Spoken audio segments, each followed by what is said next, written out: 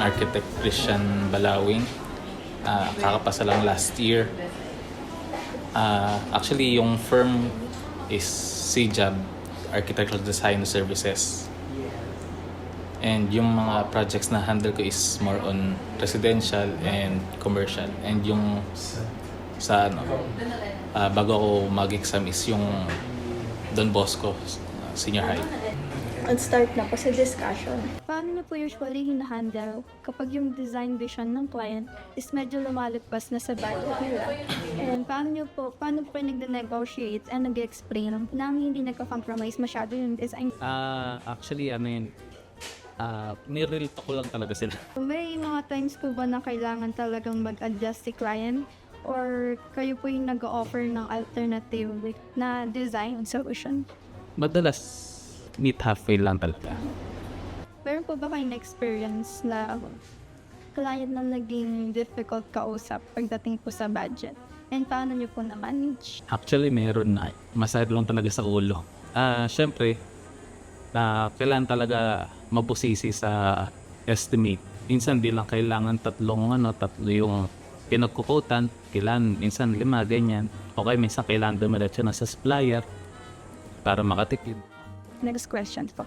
During the early stages po, like sa proposal and schematic stage po, paano po kayo nagsaset ng realistic cost expectations po? Kaya mga methods po ba kayo na ginagamit? Sa ngayon, yung typical method yung based sa initial budget, tapos propose, ganyan. Pero may dinedevelop ako ngayon na alternative method. Regarding naman po sa timeline, sir, first question we have, how do you communicate realistic timeline to clients who expect faster completion? Or what are the methods or techniques that can be used po towards that situation po? During negotiation phase, syempre minsan si client nag-expect ng timeline na dapat ganito month matatapos or ganito katagal dapat matapos, ganito kabilis. Tapos minsan naman open schedule. So minsan depende sa client kasi minsan may mga client na tagpi-tagpi yung project. Yung tipong ito muna yung papagawa tapos next time na ulit itong part na to, ganyan.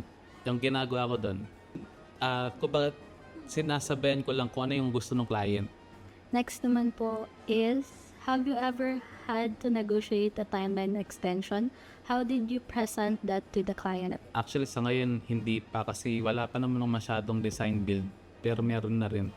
Sa ngayon, hindi pa ako naghihingi ng extension kasi mostly ng design build ko is open schedule. Ano po yung usually na ginagawa niyo kapag yung client is biglang nag-expand ng project scope? Kahit may initial agreement na po. Unang-una, sa negotiation phase, inaalam ko talaga kung ano talaga yung mga future development nila, ganyan. Kuwari sa residential, balak ba nilang mag-extend ng 2-story or 3-story, ganyan.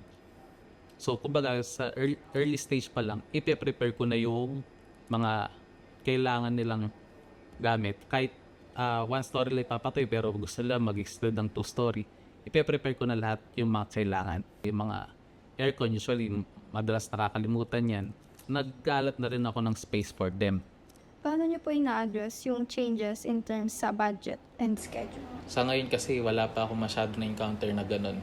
Next po is, paano niyo po minamanage yung clients na sobrang specific or minsan naman is sobrang big pagdating sa design preference? Yun, katulad ng sinabi ko rin kanina is always meet halfway.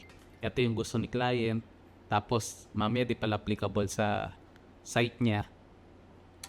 Hanap ng alternative solution para at least mag-meet halfway yung gusto niya at saka sa site. And mag-share po kayo ng example na negotiation na kailangan nyo pong mag-push back doon sa design request ng client dahil may technical or static reasons. O yun, yung katulad na sinabi ko kanina, may time na gusto ni client na timber yung gagamitin na materials sa construction. Tapos, ang site pala niya is nasa fire-rated area. So, syempre, dahil yung client is galing Amerika, ganun yung gusto niyang construction methodology, kailangan kong explain na hindi siya applicable dito sa Pinas, lalo na doon sa site niya. Ano pong nagiging reaction nila and paano po nyo nakakompromise? Actually, medyo makulit talaga sila. Pero yun nga, based lang talaga sa ano yun, sa paano mo siya i-explain sa client. Hindi pwede yung gusto nyo kasi di talaga siya pwede. Parang gari. Sa negotiation and communication naman po, what negotiation techniques have you found most effective when aligning client expectations with architectural reality? Always meet halfway. Kasi may times talaga na ang tigas ng ulo ng client na kailangan ganito ganyan. Pero syempre as architect, alam mo yung mga bagay na pwede tsaka hindi pwede sa site. So meet halfway kung saan yung kuwari di pa rin pumapayag si client, tapos i-adjust mo na naman hanggang mag-meet na kayo. How do you ensure transparency and build trust during early stage negotiation? Unang-una dyan yung syempre yung portfolio. Kasi yun talaga yung pinaka-selling point mo eh. Syempre kailangan yung portfolio mo or yung kailangan pakita yung mga nagawa mo na, yung mga natapos mo na, para at least yung trust mabuo na agad. Tapos syempre kailangan mo rin ensure na kung ano yung budget na binigay, kung hanggang saan na yung kaya, yun din dapat ang ibigay mo sa client. Can you describe a negotiation that didn't go as planned? Ano po yung mga naging challenge and ano po yung naging? Didn't go as planned. Medyo marami ata eh. Una yung may client ako na gusto is magpatayo ng 5-story pero yung budget niya medyo kapos. So, i-explain ko sa kanya na sa panahon ngayon, ito na yung kaya ng budget na gato lang kalaki. Nasa sa kanila na kung gusto nang ipatuloy na hindi talaga kaya budget na gusto nila. Meron na po ba kayong project na nilapan during the negotiation phase? Ano po yung mga naging red flags na nakita nyo yun? Kaya nyo po siya tinanggihan?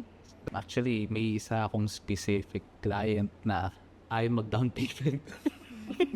Gusto matapos muna lahat ng plano. Keso gagamitin daw sa loan.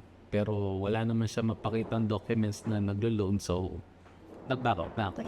On the positive note naman po, ano naman po yung isa sa pinaka-successful na negotiation experience nyo na proud kayo? Yung isang residential project namin na smooth talaga from the beginning hanggang end ng construction, talagang nasunod talaga yung project from building plans to construction phase. Talagang nasunod every detail. Last na lang po na baka may gusto po kayong i-share about client and architect negotiation. Bali, ang gusto ko lang talaga i-share is yung kailangan talaga minsan mahaba yung pasensya. Hindi nasusunod parati yung design ng architect, and always be truthful and realistic sa pag-present sa client.